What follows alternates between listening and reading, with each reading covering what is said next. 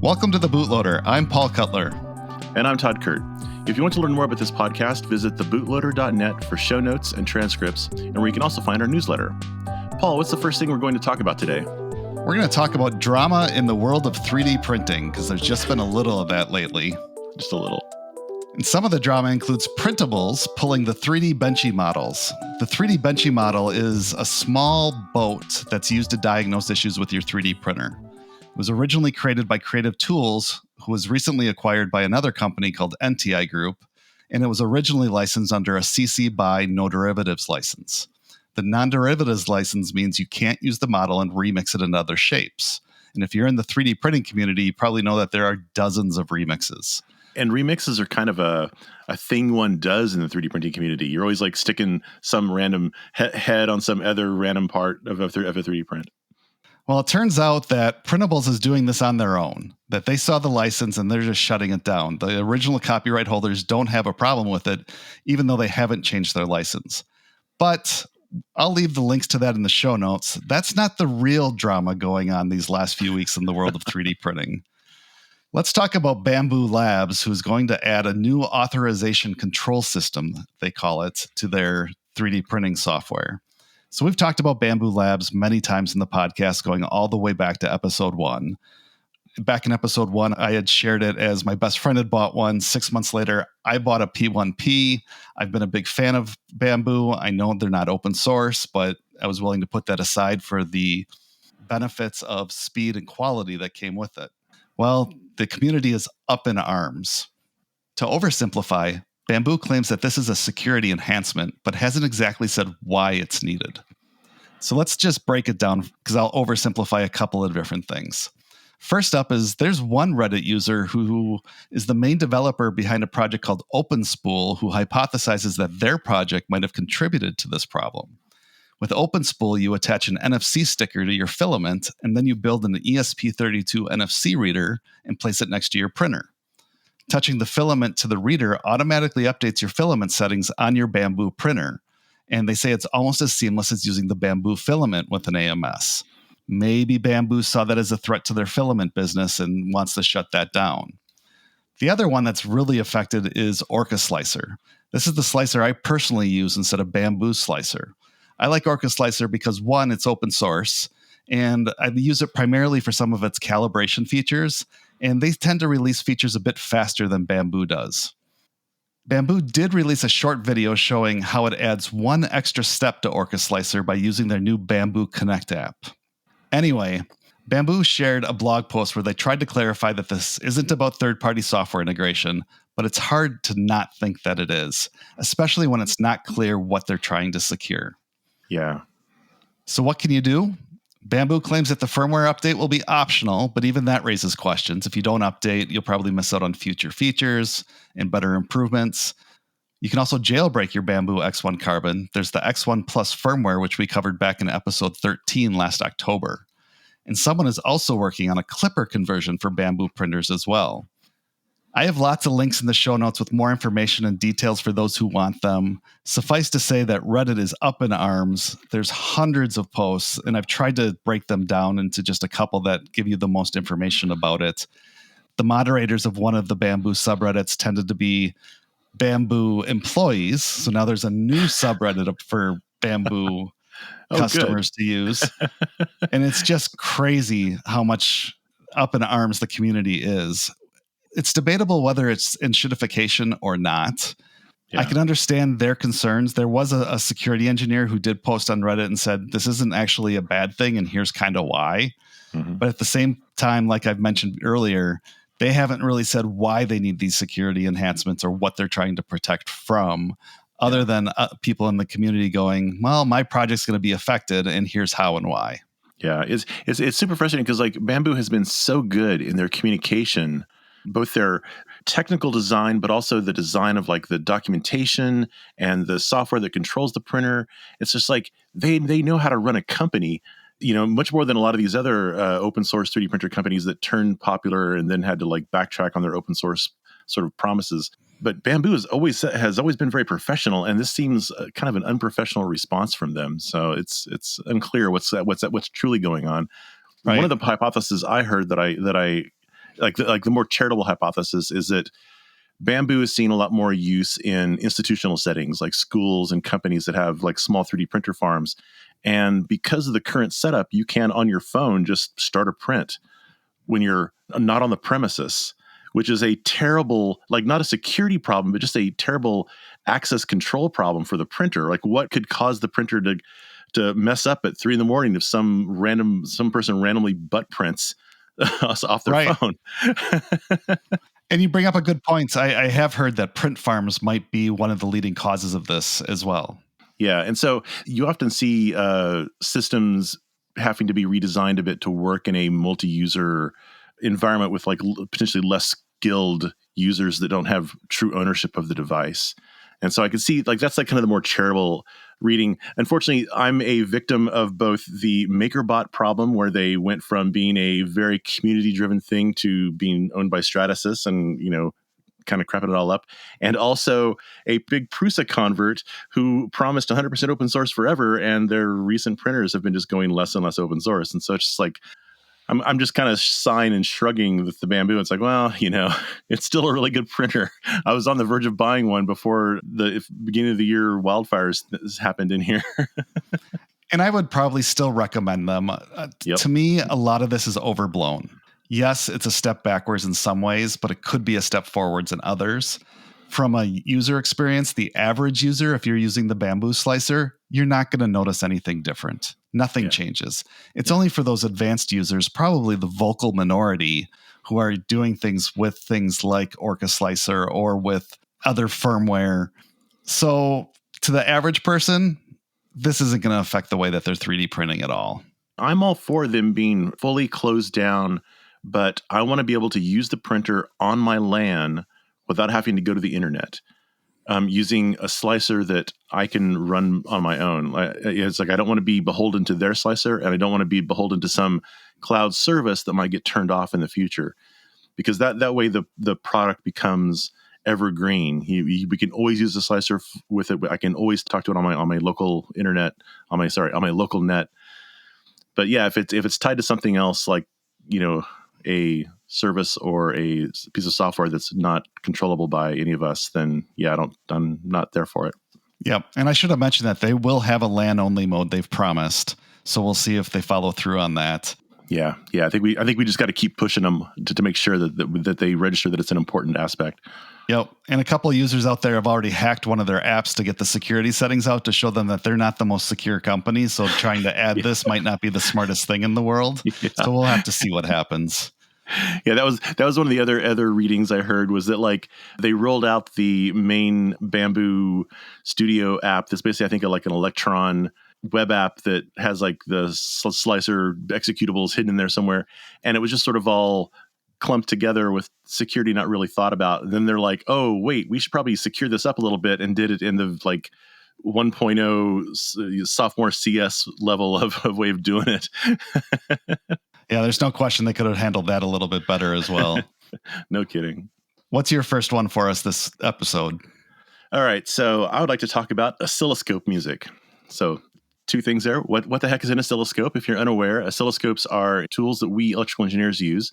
They look sort of like a piece of graph paper on a screen. They're used to graph a signal over time. And so like the x-axis is time, the y-axis is the value of that signal over time. And we normally use them to plot repeating signals, like sine waves or the output of your little waveform generator or something. Most oscilloscopes are at least 2-channel, so you can have 2 different signals you can plot to compare each other over time. But these oscilloscopes can also be put into XY mode, where instead of the 2 channels being graphed over time, one channel is like the X position of the dot on the screen, and the other channel is the Y position on the dot on the screen. And then as you change those signals, you can draw anything on the screen. It's almost like an Etch-a-Sketch. This is also called a vector scope mode. You might have seen these round green screens that sort of draw curvy spirograph-like shapes. That's sort of the stereotypical vector scope sort of look. And that's what was the inspiration for the 2023 Hackaday SuperCon badge, which was a little RP2040 Pico driving a round LCD, and it made it look like an old-timey green oscilloscope. It was really cool. So you can use this XY mode to draw pictures. And one of the earliest video games, in fact, was a 1958 Tennis for Two that used an oscilloscope and vectorscope mode, but using an analog computer because they didn't really have digital computers yet. And so this is fascinating. I've got a link to the Wikipedia article about that if you've never heard of this. It's really great reading. To keep drawing the picture on the screen, you can't just draw it once because the way the oscilloscopes work is the signal kind of fades. So you have to keep drawing the signal over and over and over again. And that kind of gives you the sense of like maybe a frame rate or an animation. But then if you're repeating the signal over and over again, well, why don't you just pipe the output of those two signals to speakers and hear what it sounds like? And it turns out people have done this, and you can make music. You have one signal, one pair of signals, like a left and a right, that's doing both creating an image, but also making sound just by virtue of how it works. And so that's what oscilloscope music is. Been around for quite a while. And there's a website called oscilloscopemusic.com that is a composition of many of these pieces. From their website, oscilloscope music is audiovisual music, where the visuals are drawn by the sound. In order to get the closest possible correlation between image and sound, the exact same signal that is connected to the left and right speakers is also connected to an analog oscilloscope's X and Y inputs, producing complex Lisa-Ju images. And there's a link in the notes all about this. There's also some tutorials if you want to make some of this stuff yourself. You don't have to use an analog oscilloscope. You can use kind of any little oscilloscope you have. You can even use oscilloscope-like programs on your computer.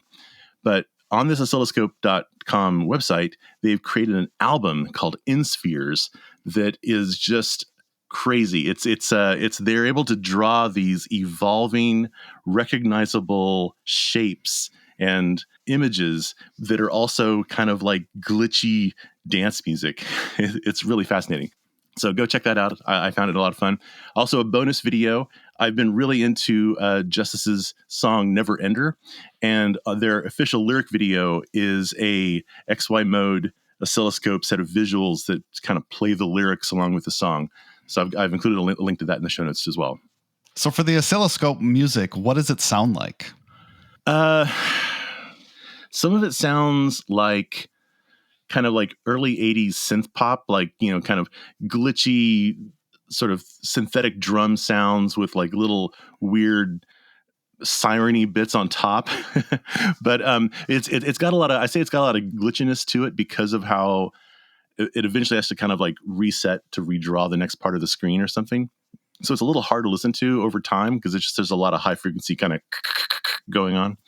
But it's really fascinating. Sometimes it's really aesthetic and beautiful. Sometimes it's just kind of harsh and and hard to listen to. But interesting in all cases.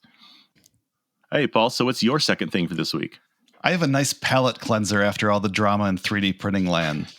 Let me take you back to the 90s. Do you remember Tamagotchis, which were these small handheld electronic digital pets? You do. I can tell you're laughing. There were 90 million sold since the mid-90s, and this next item reminded me of them. This brings me to the micro critter, which is spelled with a U, the micro symbol, ucritair, A-I-R. Air, like... which will make sense in a minute. The micro critter is a small handheld device that's both a game and an air quality sensor. Its primary purpose is as an air quality sensor, and it includes USB-C charging, Wi-Fi, Bluetooth, a micro SD card for data logging, a battery, a speaker, and both an e-ink and touchscreen LCD screen. The e-ink display is meant to be used, for example, sitting on your desk monitoring the air quality, and the LCD screen is for gaming. The game is a virtual pet called the micro critter, who is healthiest when the air quality around you is the best. The micro critter continuously samples the air quality around and gives your micro critter animal or in the game the simulated experience of the air you are personally breathing. Yeah, it's a little crazy. It also includes that's really adorable. It also includes some fast-paced arcade games where you can earn coins that you can spend in the vending machine. You can then purchase upgrades for your micro critter from the vending machine with things like baseballs, furniture, and more. What's really interesting is that it's open source certified with OSHWA, and the firmware and hardware is open source and available on GitHub. It looks to be built on top of Zephyr, but they haven't shared the price yet, and it's not available for purchase. And even more interesting is they're local to me, headquartered here in St. Paul, Minnesota. Oh, neat. Yeah, this is really as someone who has fully fallen down the rabbit hole of air sensors because of the fires. I've got like four different ones now, and have been like comparing their numbers to make sure that like they kind of correlate to each other. But they're all very boring, and they just sit on a shelf. This is much more entertaining. Yep, and I think that's the goal. So, pretty cool project, and I like that it's all open source. Plus, I mean, it looks kind of like a little Game Boy. So it's like even if you're not and that it's all open source means that you could just like write games for it, or somebody might have written games for it. So you just play it also in addition to switching it back over to micro critter air mode, ucritair. It's hard to say that because it's mu capital CRIT capital AIR Right. ucritair. Yep, micro critter. That's all you need to remember. Micro critter. What's your next one for us, Todd? All right. To continue on the synth thing, although, I mean, I guess not the synth thing, but the music thing. Over the last weekend on January 25th, there's this event called Buchla and Friends that was a synth get-together. It was held during the NAMM conference, NAMM, which is the big like CES for music conference that happens every year. And that conference is crazy. It is as large as CES, it seems, but it's like for people who sell guitars and drums and PA systems and laser displays for your concert venue and also synthesizers. And so it's just too much. Like I've been a couple times and it's just way too much stimulus overload. And in comparison, Buchla and Friends was at this interesting little studio in Echo Park. It was 2 stories. Both stories were filled with synth people. And the cool thing is that all the synth company, like some of the synth companies that were there were also at NAMM. So they're the big international companies. But some of them are these little small bespoke companies of like, there's this really adorable 3-person company from Iceland that made a synthesizer that had end cheeks that had made with Icelandic volcanic rock. I mean, and the synth sounded great, and there's this one guy that's making this thing called the Chord, the QUORD, which is this little I don't know, foot-long synthesizer thing that is just a drone synth. There's no keys on it. It just continuously makes noise and has knobs and sliders to let you sculpt that noise. Both John Park and I went because it was just like 20 minutes from where either of us live.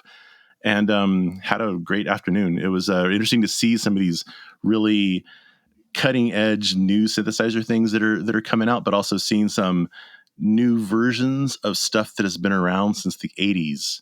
And so it's like this evolution of some of the synth ideas that had happened way back when are still happening and evolving, but still recognizably from that time. Did you get a chance to play with any of the synths, or are they just there for display? Oh no, it's all playable. And one of the nice things about this, unlike NAMM, is that this was a headphone only event. So, picture this large room full of all these people and synthesizers, and you don't hear any cacophony of the synthesizers. It's all just people chatting. And so you can actually have a conversation. And if you want to actually play something, there's like a huge amount of headphones on the tables. You can just pick a set of headphones up and start playing around. And you could still then talk to the person about their device, about their cool instrument. And that was really cool, because one of the really bad things about these conferences, you go to them and they're just like so noisy, you can't hear what's interesting about this new instrument. So yeah, you could you play with it all. It was great. There's a link in the show notes of me and JP there playing synthesizers and some other links about like other people who have done walkthroughs of the event and the preview of this Chord thing that I was talking about. Very cool. All right, Paul, what's your next one? The last one for us this episode is inventory management for makers. I don't know about you, but I have parts for all my projects in different places. I've got 3 bins behind me and a closet full of parts that aren't sorted or organized in any way, shape, or form. I found a project on GitHub just called Inventory. It's an open source project for managing small parts inventory. It had its 1.0 release just a few weeks ago in January with the best release name. It's finally 1.0 after 5 years. It describes itself as a flexible parts database which keeps all relevant information, as well as data sheets, prices, and a visual representation of where you stored the parts. The idea is that the system may tell you in which compartment of which box in what area of your workshop you have to search for to find the part you currently need. It's been optimized to store information for electronics parts and other small hardware like screws, nuts, and bolts. It's a Python app written using the Django framework and uses Poetry for dependency management and Postgres as the database. It has installation instructions to walk you through all of that. You'll probably need a little Python knowledge, but it also has a standalone Docker container, which might be easier to stand up for some. You can change the currency, add and manage multiple users, and then start adding your parts. One of the neat things is that it has what it calls a box view, that is a container full of parts. You customize each box for the number of compartments, number of items, and how it's laid out, all in the admin backend. From there, you can add a part and add tags to help manage them, as well as which distributor from where you got the parts from, the price, links to it, when you last ordered it, and then you can also attach a data sheet for storing it as well. Check out the GitHub repo in the show notes for installation instructions and screenshots of its features to see if it's something that you might want to use. I think for makers who are building projects for resale, this could be a handy tool. Yeah, this is really, really interesting. I've had to store all my stuff in clear plastic totes because, when they were in opaque things, I could never find anything. And even still, I know that I have this reel of voltage regulators somewhere. Where is it? because one of the problems of someone who sells occasionally on Tindy is that I've got the parts storage for this run of a product, and then I've got my general parts storage for doing development and stuff. And sometimes those overlap, and sometimes they don't. So it's really hard to know what's going on. I really like this box view idea because with electronic things, you often have like many different parts that are disparate in one container. Right. And so having something that understands that, I used to try to keep track of this in a Excel spreadsheet, and it just was like it just did not work. I can't imagine building projects for resale like that and having to have all those parts on hand and not having a system to kind of manage that. So this might be that tool. Totally, yeah. And hey, it's a real Python project, using like a real database and that kind of stuff. So that's interesting. As someone who has done a lot of CircuitPython but not real Python, this might be a fun thing to kind of crib from. Well, that's our show. Visit our show notes to follow us on Mastodon or Blue Sky, or to sign up for our newsletter. And until next time, stay positive.